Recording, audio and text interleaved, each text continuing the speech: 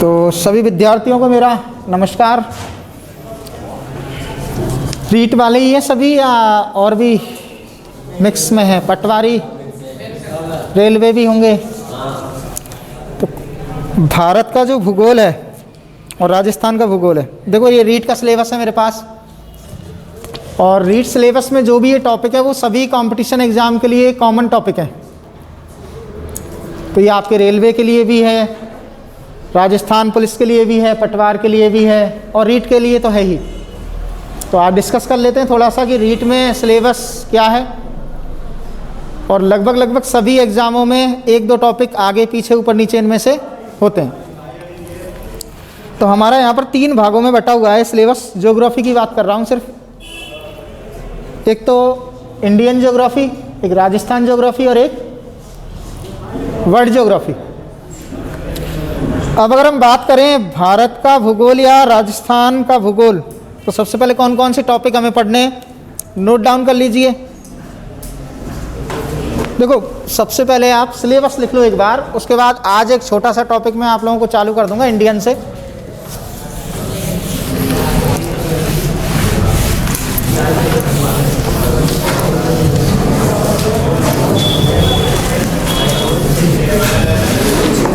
सबसे पहले बात करते हैं सिलेबस की।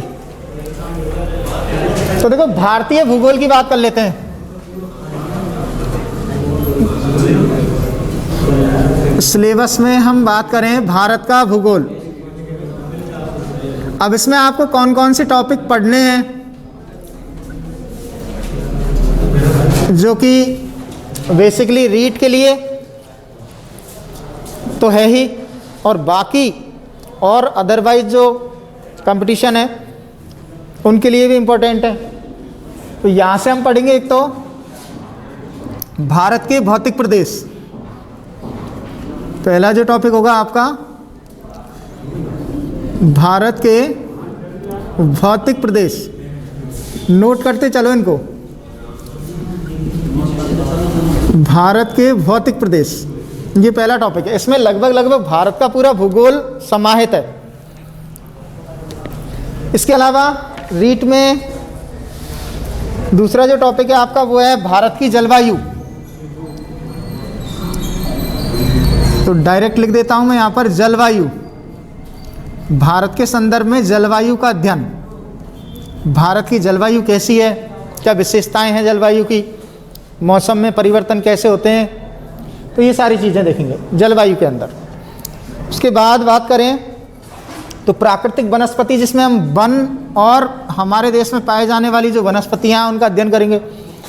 तो तीसरा नंबर का टॉपिक हो जाएगा आपका प्राकृतिक वनस्पति। भारत के भूगोल की बात कर रहे हैं सिर्फ, प्राकृतिक वनस्पति।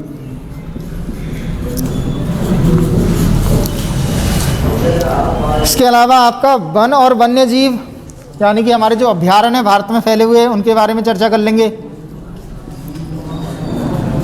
वन और वन्य जीव,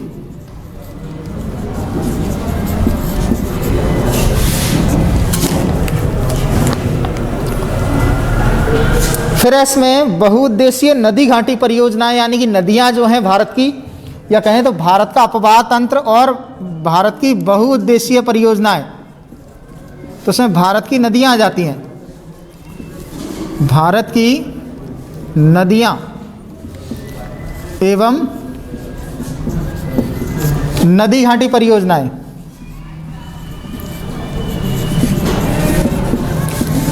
नदी घाटी परियोजना, भारत में जितनी भी नदी घाटी परियोजनाएं हैं उनके बारे में, जिनमें बहुउद्देशीय परियोजनाएं भी शामिल हैं। फिर मृदा, कृषि और उद्योग, 3 टॉपिक ही हो जाएंगे। एक तो हो जाएगा मृदा, भारत में मिट्टियां कितने प्रकार की कौन कौन सी हैं। इसके अलावा कृषि और उद्योग।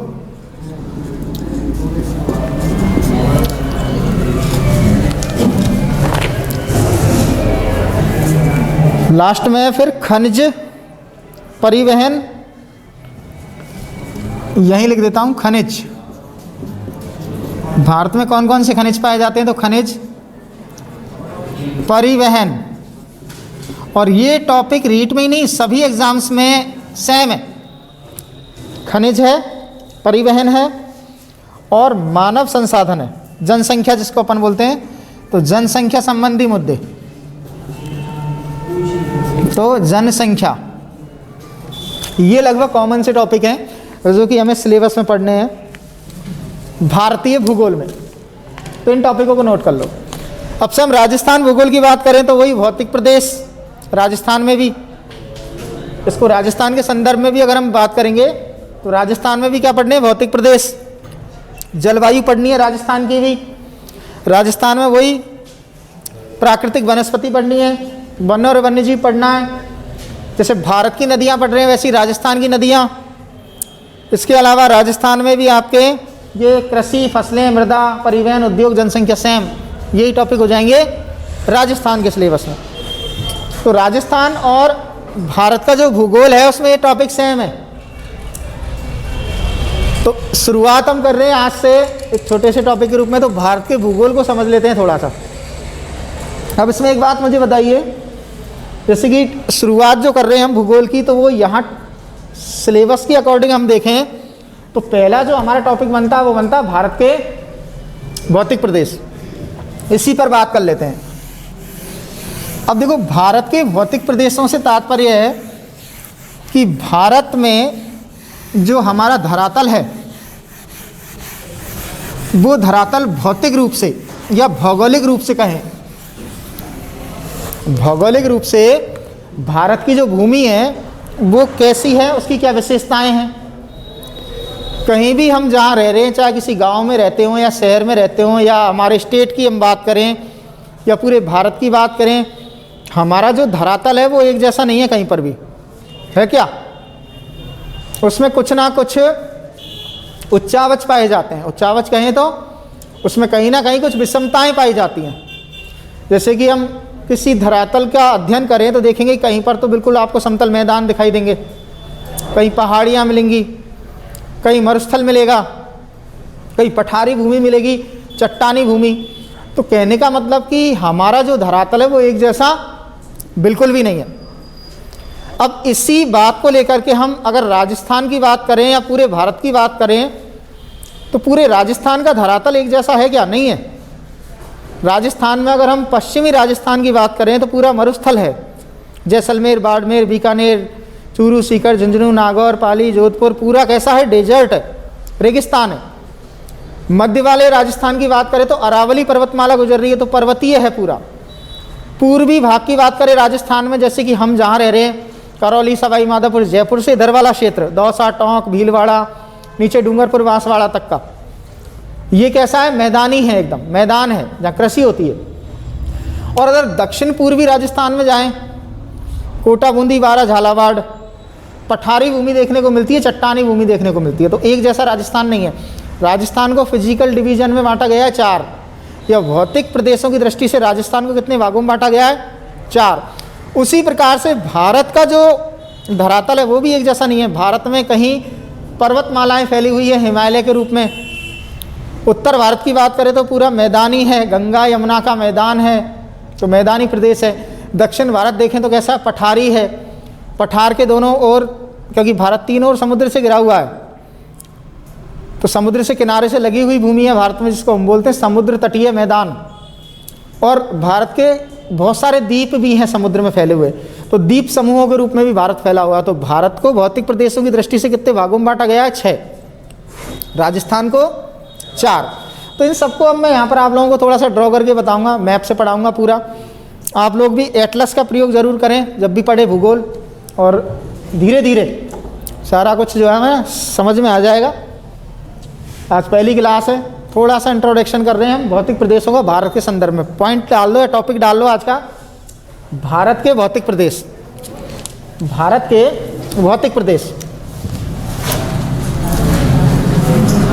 भारत के भौतिक प्रदेश पूरा मैप से पढ़ाऊंगा आप लोगों को। भारत के भौतिक प्रदेश, और इसमें पहला पॉइंट लिखो जब तक मैं मैप ड्रॉ कर देता हूँ। भारत को भौतिक प्रदेशों की दृष्टि से, भारत को, अब भौतिक प्रदेशों से क्या मतलब है ये तो समझ में आ गया होगा। मतलब भारत की जो भूमि है वो एक जैसी नहीं है, विविधताएं हैं भारत की भूमि में। तो उसमें पहला पॉइंट क्या लिखोगे, भारत को भौतिक प्रदेशों की दृष्टि से 6 भागों में बांटा जाता है। कितने भागों में बांटा जाता है? 6 भागों में। और एक एक भाग को मैं बहुत ही बारीकी से समझाऊंगा आप लोगों को, कहीं कोई दिक्कत हो तो फिर पूछ लेना। तो भारत को भौतिक प्रदेशों की दृष्टि से कितने भागों में बांटा गया है? लिख लिया। भारत को भौतिक प्रदेशों की दृष्टि से 6 भागों में बांटा गया है। अब देखो ये 6 भाग कौन कौन से, तो यहाँ मैप पे ड्रॉ कर रहा हूँ मैं 6 भाग, जो आपको अच्छे से समझ में आ जाएंगे। ये भारत का थोड़ा सा मैंने बना दिया आपको मैप, ये भारत का मैप हो गया आपका। अब इस मैप पर हम ये सारे के सारे जो भौतिक प्रदेश हैं कौन कौन से हैं उनको थोड़ा सा देखेंगे, लगभग ऐसा ही है। अब 6 भाग हम इसके करें भारत के, तो देखो सबसे पहले तो हम इसको यहाँ से डिवाइड कर रहे हैं, ऊपर वाला हिस्सा, और ये पूरा ऊपर का जो हिस्सा है इसका यहाँ तक का, और फिर उसके बाद ये अरुणाचल तक का, और फिर उसके बाद यहाँ से एक छोटी सी पट्टी के रूप में ये कटा हुआ है हल्का, और फिर ये पूरा पार्ट, और यहाँ से एक भाग में। अभी देखो सारा मैं कलर से बनाऊंगा तो एकदम समझ में आ जाएगा कौन सा पॉइंट, कौन सा प्रदेश कौन सा है। यहाँ से थोड़ा सा एक और ड्रॉ कर देता हूँ पठार का, ये अरावली पर्वतमाला है जो राजस्थान से होकर गुजर रही है, और बिल्कुल समझ में आ जाएगा अभी थोड़ी देर में। ये भूमि हो गई बीच की, पठारी भूमि मध्य में, और ये यहाँ इसको थोड़ा सा और खींच दें तो ये हो गया आपका लगभग मैदानी भूमि, जो कि यहाँ ये इधर मरुस्थल है जो गुजरात तक फैला हुआ है, और ये यहाँ तक ये मैदान है। अब देखो इनको मैं अब अलग अलग कर रहा हूँ थोड़ा सा। सबसे पहले हम बात करें तो ये वाला भाग जो कि मैं ब्लू कलर की लाइनिंग से खींच रहा हूँ, ये पूरा कैसा है? पर्वतीय है। कैसा है ये वाला हिस्सा? पर्वतीय, जहाँ पर हिमालय पर्वत है। पूरा यहाँ पर कौन सा पर्वत फैला हुआ है? हिमालय। ये अलग ही दिखने लग गया अब आपको, देखो। अच्छा चाय, हाँ। तो ये वाला हिस्सा कैसा है? पर्वतीय। और ये यहाँ पूरा का पूरा जो ब्लू कलर में आपको दिख रहा है, पूरा हिस्सा कैसा है भारत में? पर्वतीय। पहाड़ियाँ हैं यहाँ पर, जैसे हिमालय पर्वत है, इसके बारे में पढ़ेंगे पूरा डिटेल में। ये पूरा हिमालय है, तो इसको हम कहेंगे उत्तर भारत के पर्वतीय प्रदेश। तो पॉइंट नंबर 1 लिख लो। पहला भौतिक प्रदेश तो कौन सा हो गया? उत्तर भारत के पर्वतीय प्रदेश। पहला तो ये हो गया उत्तर भारत का पर्वतीय प्रदेश। उत्तर भारत का पर्वतीय प्रदेश, उत्तर भारत का पर्वतीय प्रदेश।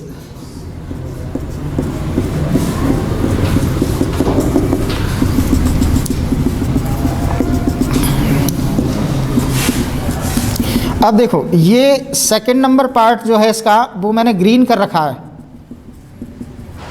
अब ये ग्रीन ग्रीन जहां हो रहा है वो वाला क्षेत्र, ये जो ग्रीन कलर में दिखाई दे रहा है, ये पूरा क्षेत्र कैसा है? मैदानी। यहाँ पर नदियों के द्वारा बहाकर लाई गई मिट्टी से बने हुए मैदान है, समतल मैदान है यहाँ पर। देखो यहाँ तो पहाड़ियाँ हैं ऊपर तो, और भारत में जस्ट इन हिमालय की श्रेणियों के जस्ट नीचे ये जो पूरा ग्रीन कलर का क्षेत्र दिख रहा है, ये कैसा है? मैदानी है, मैदान है यहाँ पर, समतल मैदान।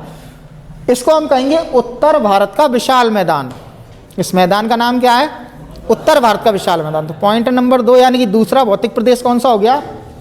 उत्तर भारत का विशाल मैदान। देखो नंबर 1 पे तो कौन सा हो गया? ये उत्तर के पर्वतीय प्रदेश, पहला भौतिक प्रदेश हो गया उत्तर के पर्वतीय प्रदेश। वर्ड और हिलता है आपका, उत्तर के पर्वतीय प्रदेश। और जो दूसरा वाला पार्ट है ये ग्रीन कलर में, ये क्या है? उत्तर का विशाल मैदान, ये उत्तर का विशाल मैदान है। लिख लिए दोनों। बहुत धीरे धीरे आप लोगों को पढ़ाऊंगा, एक एक पॉइंट को समझा के। इनकी ख़त्म हो गई क्या इसकी? तीसरा देखो, इधर ये हिस्सा दिख रहा है आपको, इसको मैं डॉट डॉट ब्लैक कर देता हूँ। ये पूरा मरुस्थल है। मरुस्थल मतलब एकदम रेत ही रेत। और ये मरुस्थल फैला हुआ है इधर गुजरात से लेकर राजस्थान और हरियाणा और पंजाब के दक्षिण वाले भाग में भी। तो लगभग 4 स्टेट है जहाँ पर मरुस्थल फैला हुआ है। पंजाब हरियाणा का दक्षिण वाला भाग, राजस्थान का पश्चिम वाला भाग और गुजरात का कच्छ वाला जिला। तो ये कैसा मरुस्थल ही है, इसको बोलते हैं थार का मरुस्थल। तो तीसरा भौतिक प्रदेश कौन सा हो जाएगा? थार का मरुस्थल। उत्तर का विशाल मैदान हो गया नंबर 2 पे, और नंबर 3 पे थार का मरुस्थल। भौतिक प्रदेश कितने हो गए अब हमारे पास? 3। थार का मरुस्थल हो गया। अब देखो यहाँ पर ये जो हिस्सा आपको दिखाई दे रहा है पूरा बीच में, जो मैं अब रेड कलर से इसको ड्रॉ कर रहा हूँ, ये एकदम कैसा हिस्सा है? चट्टानी है। कैसा है? चट्टानों के रूप में है, जिसको हम बोलते हैं पठार। पठार में और पर्वत में अंतर होता है। पर्वत थोड़े से शिखरों से युक्त होते हैं। पर्वत तो कैसे होते हैं अभी मैं समझाऊंगा दोनों को। पठार क्या होता है और पर्वत क्या होता है। लेकिन अभी फ़िलहाल ये देखो कि ये बीच में जो रेड लाइनिंग से मैंने ये पूरा हिस्सा जो कवर किया है, वो एक पठार के रूप में है। भारत में चट्टानी भूमि है बिल्कुल। तो भारत में देखो सबसे ज़्यादा भूमि कैसी है? चट्टानी है। भारत की भूमि ज़्यादातर कैसी है? चट्टानी। इसको हम बोलते हैं दक्षिण भारत का पठार या प्रायद्वीपीय पठार। अब प्रायद्वीपीय पठार क्यों कहते हैं वो बात बाद में समझाऊंगा, पहले तो ये लिख लो उसको नंबर 4 पे, दक्षिण भारत का प्रायद्वीपीय पठार। दक्षिण भारत का प्रायद्वीपीय पठार।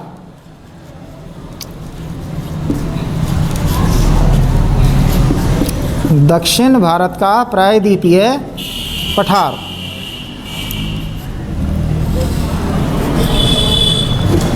दक्षिण भारत का प्रायद्वीपीय पठार लिख लिया। दक्षिण का प्रायद्वीपीय पठार। कितने भाग हो गए? 4 हो गए। अब देखो 5वें नंबर पे कौन सा भाग आएगा? 5वें नंबर की अगर हम बात करें तो भारत में ये जो किनारे की भूमि दिख रही है आपको, अब देखो भारत 3 ओर समुद्र से घिरा हुआ है। 3 ओर समुद्र से घिरा हुआ ना। नीचे यहाँ तो है हिंद महासागर, बोर्ड पे जगह नहीं है तो मैं वैसे बता रहा हूँ। नीचे भारत पे क्या है? हिंद महासागर। और इधर की तरफ ये क्या है? अरब सागर है। भारत के इधर पश्चिम में है अरब सागर, और इधर पूर्वी वाले भाग में यहाँ बंगाल की खाड़ी है। ये है बंगाल की खाड़ी। तो 2 ओर तो समुद्री हो गए। पूर्व में बंगाल की खाड़ी, पश्चिम में क्या है? अरब सागर, और दक्षिण में क्या है? हिंद महासागर। तो भारत 3 ओर समुद्र से घिरा हुआ है। अब कोई भी भूभाग जो 3 ओर समुद्र से घिरा हुआ हो उसे हम प्रायद्वीप कहते हैं, और जो 4 ओर घिरा हुआ हो तो द्वीप। अब द्वीप एक छोटा भूभाग होता है जो 4 ओर समुद्र से घिरा हुआ हो, जहाँ पर एक जैसा मौसम या कह सकते हैं एक जैसी जलवायु हो, एक जैसी संस्कृति हो, वो तो कहलाएगा द्वीप। और बड़ा भूभाग जो या तो 4 ओर या 3 ओर समुद्र से घिरा हुआ हो, लेकिन जहाँ पर विषमताएं पाई जाती हो, जलवायु में भिन्नता पाई जाती हो, जहाँ बहुत सारे संस्कृति के लोग निवास करते हो, उसे हम कहेंगे महाद्वीप। छोटा वाला भाग जहाँ एक जैसी विशेषता है तो द्वीप है, और विशेषताएं अगर वहाँ पर अलग अलग तरह की हैं, डिफरेंट हैं, थोड़ी सी बहुत सारी भिन्नताएं मौजूद है, तो वो कहलाएगा महाद्वीप। वो बड़ा भूभाग हो जाएगा। तो 3 ओर घिरा हुआ तो ये कहलाएगा प्रायद्वीप। जो समुद्र से या जल से 3 ओर घिरा हुआ पार्ट होता है वो क्या कहलाता है? प्रायद्वीप। इसलिए इसको हम कहते हैं दक्षिण का प्रायद्वीपीय पठार। अब इस प्रायद्वीपीय पठार के किनारे की जो भूमि है जो समुद्र से लगी हुई है, वो एक समुद्र तटीय मैदान के रूप में है। समुद्र से लगा हुआ मैदान। तो समुद्र से जब लहरें उठती हैं तो वो अपने साथ रेत बहाकर लाती हैं और यहाँ इसके किनारे पर जमा करती हैं। तो यहाँ समुद्र से बहकर आई हुई जो रेत है उससे क्या बन जाते हैं? चौड़े चौड़े मैदान बन जाते हैं जहाँ पर बार बार में लहरें आती हैं, ज्वार भाटे आते रहते हैं और रेत बिछती रहती है, बिगड़ती रहती है। तो ये ऐसी भूमि है जहाँ पर समुद्री रेत फैली हुई है, जिसे हम कहेंगे समुद्र तटीय भूमि या समुद्र तटीय मैदान। तो नंबर कितना डल जाएगा? तो 5वें नंबर पे इसको लिख लो, इसको अलग से ड्रॉ कर देते हैं। ये जो भूमि है आपकी प्रायद्वीपीय पठार और समुद्रों से लगी हुई भूमि, इसको हम क्या कहेंगे? समुद्र तटीय मैदान। तो ये पूरा समुद्र तटीय मैदान है, ये पूरा क्या है? समुद्र तटीय मैदान। कितने भाग हो गए? 5 भाग हो गए। अब छठवां भाग कौन सा है? तो भारत का जो विस्तार है वो मूल भूमि पर ही नहीं है। देखो ये तो भारत की मूल भूमि है, मूल भारत, लेकिन भारत का जो विस्तार है वो छोटे छोटे द्वीपों के रूप में भी है। जैसे हम बात करें तो अरब सागर में यहाँ आपको छोटे छोटे कुछ द्वीप दिखाई देते हैं जिनको कहा जाता है लक्षद्वीप हैं। इसके अलावा यहाँ से नीचे की ओर आपको कुछ द्वीप इस तरह से दिखाई देंगे भारत में, और ये द्वीप कहलाते हैं अंडमान निकोबार। तो ये भी भारत में फैले हुए हैं, भारत का ही हिस्सा हैं। तो भारत का कुछ भाग द्वीपों के रूप में भी है, जैसे अंडमान निकोबार के रूप में और लक्षद्वीप के रूप में। तो इसको हम कहेंगे द्वीप समूह। क्या कहेंगे? द्वीप समूह।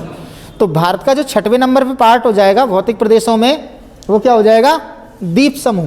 तो 6वां भौतिक प्रदेश कौन सा होगा हमारा? द्वीप समूह हो जाएगा। तो नंबर 6 पे लिख लो द्वीप समूह। द्वीप समूह। तो भारत को कुल कितने भौतिक विभागों में बांटा गया है? 6। देखो नंबर 1 पे उत्तर के पर्वतीय प्रदेश, नंबर 2 पे उत्तर का विशाल मैदान, नंबर 3 पे कौन सा हो गया? थार का मरुस्थल हो गया, नंबर 4 पे ये दक्षिण भारत का प्रायद्वीपीय पठार हो गया, नंबर 5 पे ये समुद्र तटीय मैदान, और नंबर 6वां जो विभाग है वो कौन सा है? द्वीप समूह। तो भारत को भौतिक प्रदेशों की दृष्टि से कुल कितने भागों में बांटा गया है? तो 6 भागों में बांटा गया है जो आपके सामने है। अब इन्हीं का हम एक एक करके विस्तार से अध्ययन करेंगे। सबसे पहले बात कर लेते हैं किसकी? उत्तर के पर्वतीय प्रदेश की। तो कर लें? तो पॉइंट डाल दो उत्तर के पर्वतीय प्रदेश। थोड़ा सा इनके बारे में पढ़ लेते हैं। ये मिटा दें? चलो अब देखो, अब हम सिर्फ उत्तर के पर्वतीय प्रदेशों की चर्चा करेंगे, ठीक है?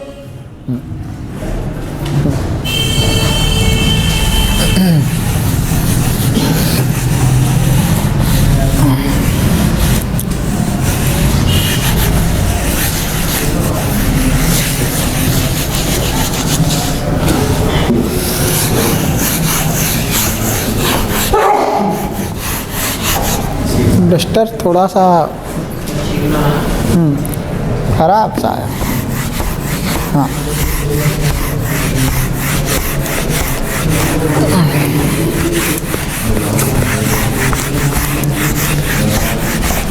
समझ में आ रहा है कि नहीं आ रहा है? चलो समझ में नहीं आए तो बता देना, पूछ लेना। अब देखो भाई,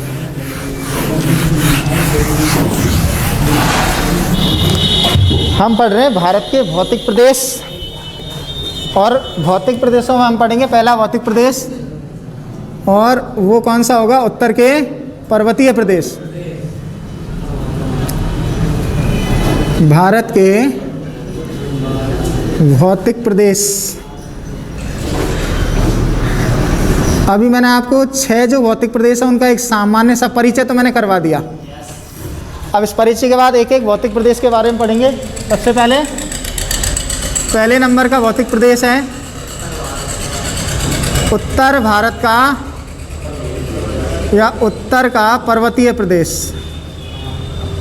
अब देखो उत्तर के जो पर्वतीय प्रदेश हैं वो आप लोगों ने देखे कहाँ पर थे? भारत में बिल्कुल उत्तर वाली दिशा में, उत्तर का पर्वतीय प्रदेश। अब इस उत्तर के पर्वतीय प्रदेश की स्थिति हमने देखी, बिल्कुल उत्तर में थी भारत के। और उत्तर में कहाँ थी, थोड़ा सा हम उत्तर भारत बना लेते हैं, हल्का सा, ये यहाँ तक बस। और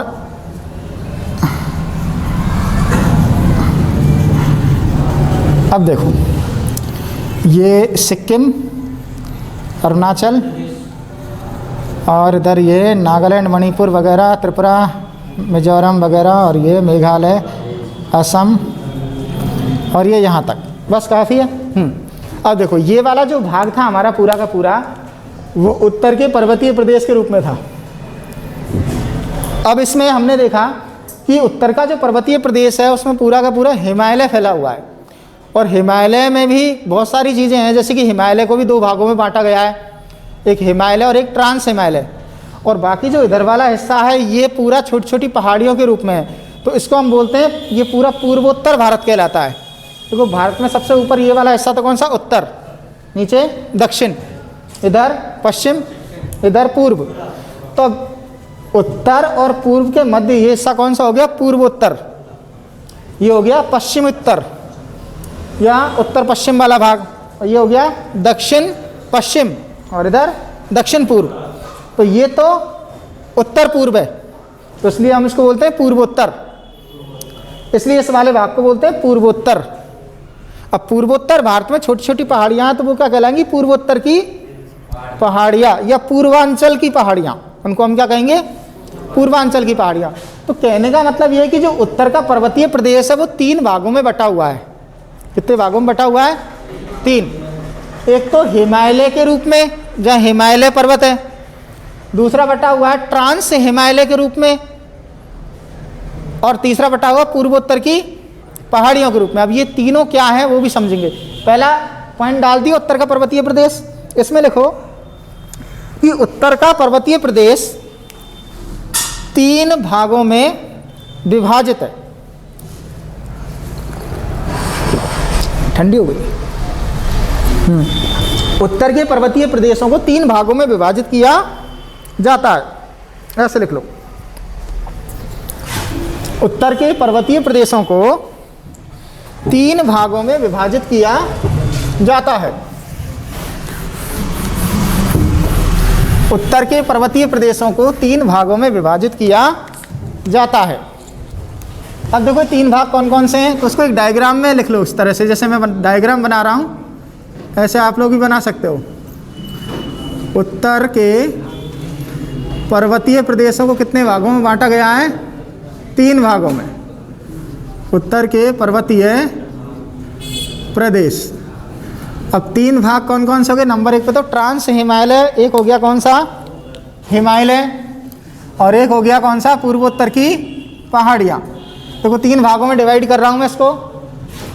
एक तो किसके रूप में है, ये ट्रांस हिमालय के रूप में, इस तरह से लिख लो आप भी। एक तो है ट्रांस हिमालय, उत्तर के पर्वतीय प्रदेशों में पहले नंबर का पार्ट तो कौन सा हो गया इसका, ट्रांस हिमालय। दूसरे नंबर का पार्ट कौन सा हो गया, हिमालय, ट्रांस हिमालय, और फिर है हिमालय। और तीसरे नंबर पे कौन सा आएगा, पूर्वोत्तर या पूर्वांचल की पहाड़ियाँ, पूर्वोत्तर की पहाड़ियाँ, या इनको हम कह सकते हैं पूर्वांचल की पहाड़ियाँ। तो हिमालय, ट्रांस हिमालय, पूर्वोत्तर की पहाड़ियों के रूप में बटा हुआ है हमारा क्या, उत्तर का ये पर्वतीय प्रदेश। अब देखो उत्तर के पर्वतीय प्रदेश में जो कि हमने यहाँ से देखा पूरा का पूरा ये वाला भाग, ये पूरा भाग,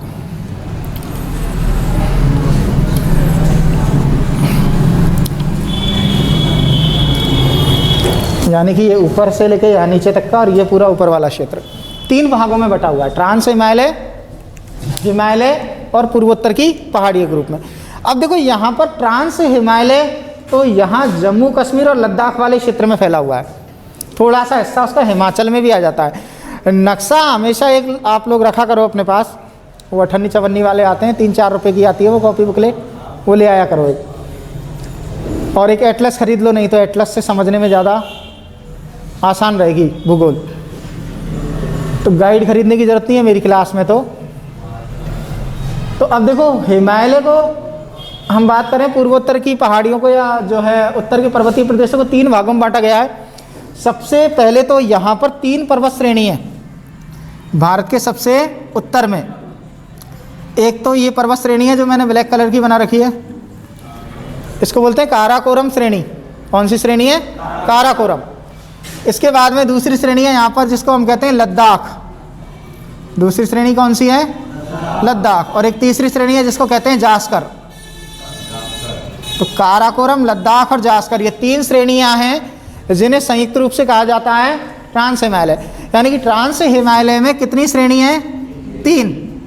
ट्रांस हिमालय को 3 श्रेणियों में विभाजित किया गया। 3 पहाड़ियां हैं लंबी लंबी कतार में। एक पहाड़ी तो ट्रांस हिमालय में कौन सी है? काराकोरम है। इसको क्या बोलते हैं हम? काराकोरम श्रेणी। काराकोरम श्रेणी। दूसरी श्रेणी कौन सी है यहाँ पर? लद्दाख श्रेणी। थोड़ा समझ लो पहले, फिर मैं लिखवाऊंगा, अभी लिखना मत। ट्रांस हिमालय में कितनी श्रेणी है? 3। एक तो काराकोरम, एक लद्दाख और एक है जास्कर। तो 3 श्रेणी तो इसमें है ट्रांस हिमालय में, काराकोरम, लद्दाख और जास्कर। उसके बाद मैंने बताया कि दूसरा इसका भाग कहलाता है हिमालय के रूप में है। और हिमालय में भी कितनी श्रेणी है? 3। एक यहाँ से शुरू होती है, जम्मू कश्मीर, हिमाचल, उत्तराखंड, फिर नेपाल में चली जाती है। और नेपाल से होती हुई फिर यहाँ ये सिक्किम, फिर भूटान में, फिर उसके बाद अरुणाचल, अरुणाचल से दक्षिण की ओर मुड़ जाती है। और दक्षिण की ओर मुड़ करके और फिर ये कहाँ जाती है? इधर नागालैंड, मणिपुर और मिजोरम से होती हुई और बंगाल की खाड़ी में डूब जाती है। और फिर इसी की जो चोटियाँ बाहर निकलती हैं वो कहलाती हैं अंडमान निकोबार। जो इधर अंडमान निकोबार द्वीप समूह जो दिखाई देता है ना, वो ये हिमालय की ही श्रेणी है जो बंगाल की खाड़ी में डूब गई है। और फिर इसकी जो छोटी छोटी श्रेणियाँ बाहर निकल रही हैं उन पर द्वीप बन गए जो किस नाम से जाने जाते हैं? अंडमान निकोबार द्वीप। तो अंडमान निकोबार के द्वीप में ये रूप में ये क्या हो जाती है? लास्ट में खत्म।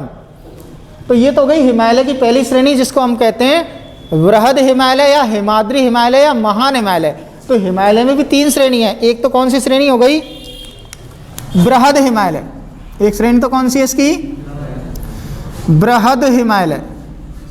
बृहद हिमालय या इसको हम बोलते हैं महान हिमालय। बृहद भी बोलते हैं या महान भी। और हमेशा बर्फ से ढकी रहती है इसलिए बोलते हैं हिमाद्री, हिमाद्री हिमालय। तो ये तो गई हिमाद्री हिमालय, बृहद हिमालय या महान हिमालय हिमालय के अंदर। फिर हिमालय की एक दूसरी श्रेणी है जो बिल्कुल हरी भरी है। कैसी है? हरी भरी। और ये टुकड़ों में है थोड़ी सी। किसके रूप में है ये? टुकड़ों के रूप में है। और इसको हम बोलते हैं लघु हिमालय, जो बाद में यहाँ से बिल्कुल धीरे धीरे इस हिमालय में क्या हो जाती है? विलीन हो जाती है। इस हिमालय की दूसरी श्रेणी को क्या कहा जाता है? लघु हिमालय कहा जाता है।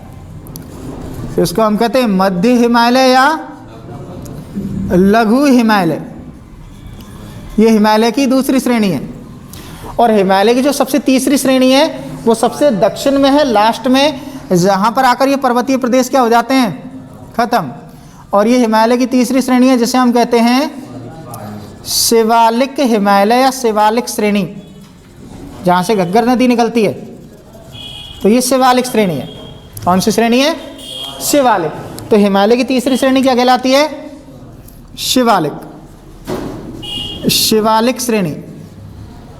शिवालिक श्रेणी। तो देखो ट्रांस हिमालय 3 भागों में बटा हुआ है, काराकोरम, लद्दाख और जास्कर जो ऊपर दिखाई दे रहे हैं, काराकोरम, लद्दाख, जास्कर। फिर महान हिमालय, लघु हिमालय, शिवालिक हिमालय। जो हिमालय है 3 भागों में बटा हुआ। फिर अब पूर्वोत्तर की पहाड़ियाँ। तो यहाँ पर पूर्वोत्तर भारत में कुछ छोटी छोटी पहाड़ियाँ हैं। और ये इस प्रकार की पहाड़ियाँ छोटी छोटी जो जगह जगह राज्यों में फैली हुई हैं इस तरह से।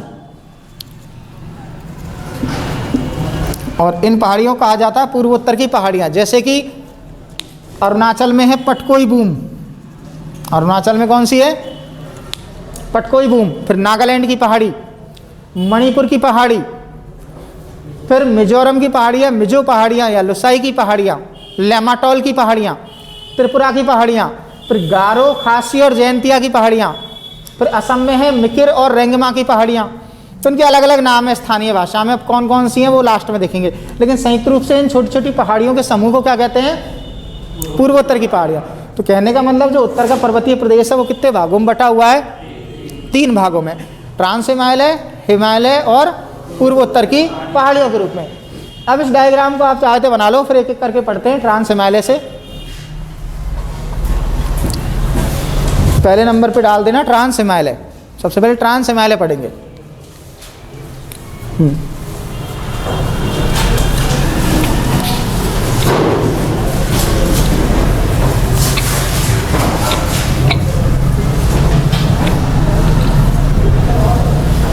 और आज मैं काराकोरम श्रेणी पढ़ा दूंगा आपको, ठीक है? फिर कल देखेंगे, धीरे धीरे पढ़ेंगे।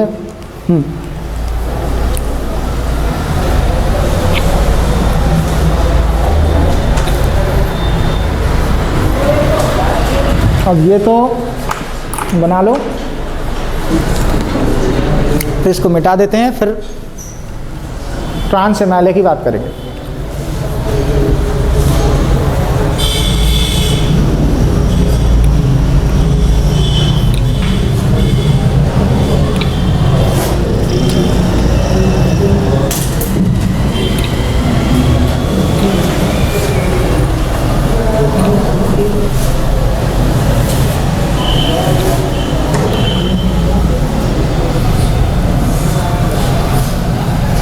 जनरल इंट्रोडक्शन भी आप लोगों को मैं करवा दूंगा भारत का। स्थिति, विस्तार, लंबाई, चौड़ाई, क्षेत्रफल, ये वैसे कॉमन बातें हैं, मैं इनको भी लिखवा दूंगा आपको बाद में।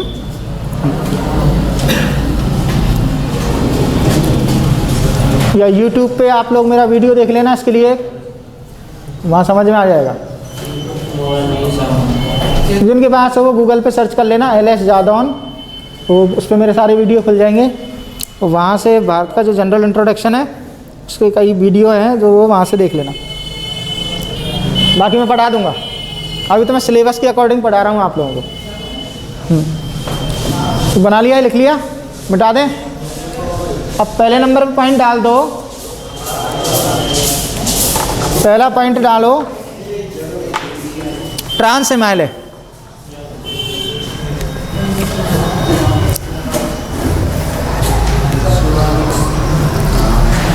Trans Himalaya, trans Himalaya. अब देखो, ट्रांस हिमालय भारत में सबसे उत्तर में फैली हुई पर्वत श्रेणियों का समूह है। ट्रांस हिमालय क्या है? भारत के सबसे उत्तर में फैली हुई पर्वत श्रेणियों का समूह, जिसके अंदर 3 श्रृंखलाएं विद्यमान है या मौजूद है। कौन कौन सी? काराकोरम, लद्दाख और जास्कर। तो इसमें पहला पॉइंट लिखो ट्रांस हिमालय में कि ट्रांस हिमालय हिमालय के उत्तर में, हिमालय के कहाँ पर है ये? उत्तर में। तो ट्रांस हिमालय हिमालय के उत्तर में, ट्रांस हिमालय हिमालय के उत्तर में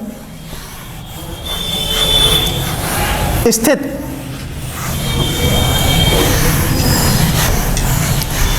ट्रांस हिमालय हिमालय के उत्तर में स्थित 3 पर्वत श्रेणियों का सामूहिक विस्तार है। ट्रांस हिमालय हिमालय पर्वत श्रेणी के उत्तर में 3 पर्वत श्रेणियों का सामूहिक क्या है? विस्तार है। 3 पर्वत श्रेणियों का सामूहिक विस्तार है। लिख लिया? यह भारत के सबसे उत्तर में स्थित, यह भारत के सबसे उत्तर में स्थित पर्वतीय समूह है। यह भारत के सबसे उत्तर में स्थित पर्वत श्रृंखलाओं का समूह है, ऐसे लिखना। पर्वत श्रृंखलाओं का समूह है जिसके अंतर्गत जिसके अंतर्गत 3 पर्वत श्रेणियां शामिल की जाती हैं, जिसके अंतर्गत 3 पर्वत श्रेणियां शामिल की जाती है, जिसके अंतर्गत 3 पर्वत श्रेणियां शामिल की जाती हैं। कौन कौन सी? तो काराकोरम नंबर 1, नंबर 2 पे लद्दाख और नंबर 3 पे जास्कर। काराकोरम, लद्दाख एवं जास्कर, तीनों के नाम लिख लो। जिसके अंतर्गत 3 पर्वत श्रेणियां शामिल की जाती हैं, नंबर 1 काराकोरम, नंबर 2 लद्दाख और नंबर 3 जास्कर। अब कल यहाँ से शुरू करेंगे काराकोरम से, पॉइंट डाल देना काराकोरम पर्वत श्रेणी।